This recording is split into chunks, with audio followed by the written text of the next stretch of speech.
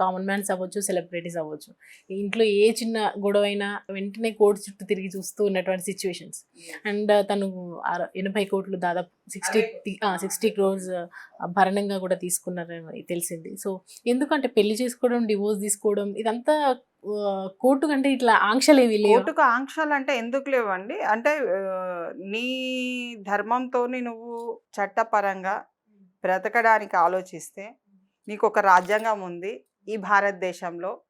నువ్వు అవలంబించవలసిన అవసరం ఉన్నది, ఆవశ్యకత ఉన్నది. ఈ దేశం కోసము అభివృద్ధి అవసరం అనుకున్న వ్యక్తి చట్ట ప్రకారం వెళ్తాడు. చట్టాన్ని ఏంటంటే ఓవర్కమ్ చేసి, అవహేళన చేసి వాళ్ళు ఇష్టారాజ్యంగా బ్రతకడానికే వాళ్ళు ఎవరి స్టేట్మెంట్ వాళ్ళకి ఇస్తున్నారు. అంటే you have the freedom to speech అనేది ఉన్నది. కానీ ఆ ఫ్రీడమ్ ఆఫ్ స్పీచ్లో కూడా పద్ధతి అన్నది ఉన్నది. చట్ట ప్రకారమే మాట్లాడాలి.